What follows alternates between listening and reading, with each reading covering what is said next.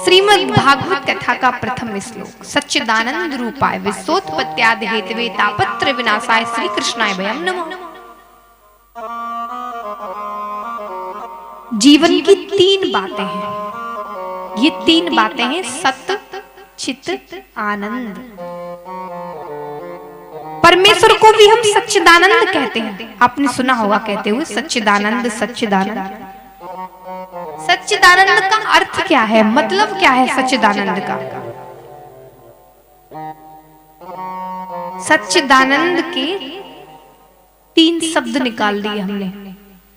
ये सच्चिदानंद किससे बना है? सत्य, चित्त और आनंद। सत्य, चित्त, आनंद से बना है सच्चिदानंद। तो अब सुनिए उनको सच्चिदानंद क्यों कहा गया है।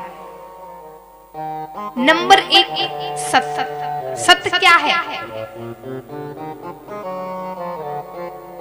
भगवान को सच्चिदानंद कहा गया है, यानी सत्य, चित्त, आनंद। तो नंबर एक सत्य। सत्य क्या है? सत्य जो सत्य था, जो सत्य है और जो सत्य रहेगा। सत्य कभी मरता नहीं। सत्य सत्य ही रहता है। वो हमेशा सत्य ही हैं और सत्य ही रहेंगे। वो थे, परमात्मा थे और हैं। और जब प्रलय हो जाएगी, सब कुछ नष्ट हो जाएगा, यहाँ इस धरती पर कुछ भी नहीं रहेगा, वो तब भी रहेंगे। सत्य हमेशा वर्तमान रहता है। सत्य कभी मरता नहीं है।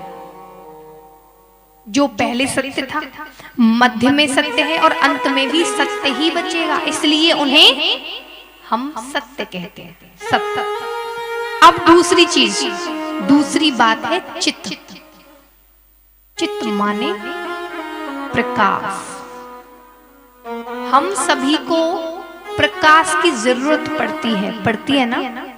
मान लीजिए कि रात हो गई, हमें कोई पुस्तक पढ़नी है या कोई काम करना है, भोजन बनाना है, तो लाइट की आवश्यकता पड़ती है, प्रकाश की आवश्यकता पड़ती है। या फिर मान लीजिए कोई गलत रास्ते पर जा रहा है, तो उसे सही रास्ते पर जाने के लिए ज्ञान के प्रकाश की जरूरत पड़ती है। हर किसी को अपने जीवन में प्रकाश की आवश्यकता पड़ती है। लेकिन उनको क्या कहा गया है मालूम है? चित्त। चित्त माने प्रकाश, यानी कि वो तो स्वयं प्रकाश है। उन्हें किसी से प्रकाश लेने की आवश्यकता नहीं है। और तीसरी चीज क्या है? तीसरी बात, उन्हें हम क्या कहते हैं? आनंद। तो आनंद की परिभाषा शास्त्रों में बड़ी ही सुंदर रूपों में कही गई है। ये आनंद क्या है? मखमल के बिस्तर पर सोना, एसी के कमरे में सोना, ये आनंद है? नहीं, ये असली आनंद नहीं है भक्तों। अरबों की संपत्ति प्राप्त कर समाज में प्रतिष्ठा पाना, ये भी आनंद नहीं है। आनंद बाहर की चीजों में नहीं है। अच्छा खाना, अच्छा पहनना, अच्छी जगह रहना, गाड़ी में घूमना, ये तो बाहर की सांसारिक चीजें हैं। इनमें आनंद नहीं है। अगर इनमें आनंद ढूंढते हो तो इनमें आनंद नहीं है। आनंद तो अंदर की चीज है। आनंद कहते हैं आत्मा के बोध को, आत्मा के ज्ञान को। एक और बात, दुनिया में जितनी भी चीज है, सबका कुछ ना कुछ उल्टा है। जैसे धनवान का उल्टा निर्धन, विद्वान का उल्टा मूर्ख, लेकिन आनंद का उल्टा कुछ भी नहीं। बताइए कुछ है? आनंद का उल्टा कुछ है? कुछ भी नहीं है। आनंद का कुछ भी उल्टा मतलब नहीं है। आनंद जो है वो परमात्मा का रूप है, असली आनंद। आत्मा के ज्ञान का स्वरूप है आनंद। इसीलिए सत्य भी श्री कृष्ण है, चित्त भी श्री कृष्ण है और आनंद भी श्री कृष्ण है। तो असली आनंद वो है, ये दुनिया नहीं। ये तो उनकी रचाई हुई एक माया है जिसे हम आनंद समझ बैठते हैं, और ये उन्होंने जानबूझकर किया है, जो कि इस आनंद में हम उस आनंद को भूल जाए। तो सच्चिदानंद रूपाय विश्वोत्पत्त्यादि हेतवे तापत्रय विनाशाय श्री कृष्णाय वयम नमः। जो विश्व को बनाते हैं, उसका पालन करते हैं और उसको लय कर देते हैं, नष्ट कर देते हैं, जिनकी कृपा विलासता से सारा संसार चलता है, और तापत्रय विनाशा यानी तीनों प्रकार के तापों का जो नाश करने में सामर्थ्य है, दैहिक दैविक भौतिक तापा राम राज कहा हुई व्यापा, तीन प्रकार के ताप हैं। तीनों प्रकार के तापों को जो नष्ट करने वाले हैं, ऐसे श्री कृष्ण भगवान को हम नमस्कार करते हैं। तीन प्रकार के ताप हैं। कैसे? कोई तन दुखी, कोई मन दुखी, कोई धन बिन रहत उदास, थोड़े थोड़े सब दुखी, सुखी राम को दास। तो भक्तों, एक भी व्यक्ति संसार में ऐसा नहीं है जिसके बारे में आप ये कह सकते हो कि ये सुखी है, ये खुश है। कोई भी नहीं है। कोई भी व्यक्ति ऐसा संसार में है ही नहीं जो अपने सीने पर हाथ रख के कह दे कि मैं सुखी हूं। जो महीनों में अरबों की संपत्ति कमाते हैं, करोड़पति हैं, अरबपति हैं, ऐसे बहुत भक्त हैं, मनुष्य हैं इस संसार में कि जो करोड़ों लाखों अरबों की संपत्ति महीने में कमाते हैं, और वो खाते क्या है? दाल और सूखा फुल्का।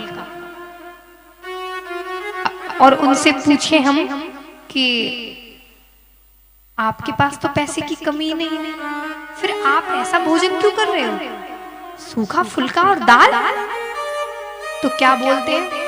अरे व्यास जी पूछिए नहीं, हम घी नहीं खा सकते, दूध नहीं पी सकते, डॉक्टर ने मना किया, बीपी हाई हो जाएगा या फिर लो हो जाएगा, कुछ न कुछ प्रॉब्लम शरीर में लगी रहती है। तो सोचिए कि इतना पैसा होते हुए भी वो क्या खा रहे हैं? सिर्फ दाल और सूखी रोटी, कुछ अलग तो नहीं खा रहे हैं। वो भी दुखी हैं। उन्हें कौन सा दुख है? कोई तन दुखी, उन्हें तन का दुख है, उन्हें शरीर का दुख है।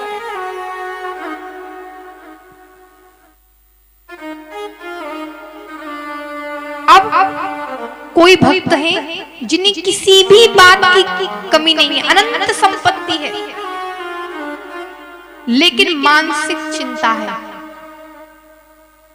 लेकिन उन्हें मानसिक चिंता है, क्योंकि पिताजी चाहते थे, वो चाहते थे कि बेटे की शादी अच्छे खानदान से करेंगे, बहुत सारा दहेज लेंगे, मगर बेटा तो न जाने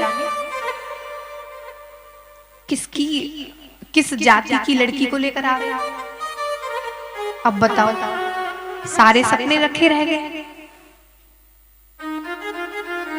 ये कौन सी चिंता है? ये कौन सा दुख है? मन का दुख। कोई मन दुखी, अब जीवन भर मन से दुखी रहेंगे बेचारे।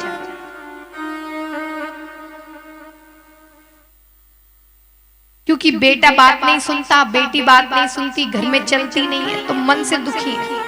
क्या फायदा ऐसी संपत्ति का? और कोई धन बिन रहत उदास, कोई बेचारा मजदूर सुबह से शाम तक मजदूरी करता है, सोचता है आज तो 50-100 रुपए मिल जाएंगे तो परिवार को भरपेट भोजन कराऊंगा, और पत्नी के लिए आज तो एक साड़ी अवश्य लेकर आऊंगा। रोज कहती है कि कभी मेरे लिए कोई कपड़ा नहीं लेकर आया। तो कोई धन बिन रहे तो दास। सब दुखी हैं दुनिया में।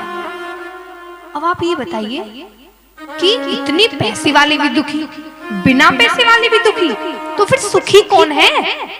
कोई तो सुखी होना चाहिए ना। ऐसा कैसे हो सकता है कि कोई सुखी नहीं है? तो भक्त तो सुखी हैं। कौन? सुख तो केवल गोविंद के कीर्तन में है। सुखी राम को दास, जो राम के दास हैं, सुख तो केवल गोविंद के कीर्तन में है। क्योंकि कहते हैं, क्या कहते हैं? कबीरा सब जग निर्धना, धनवंता नहीं को।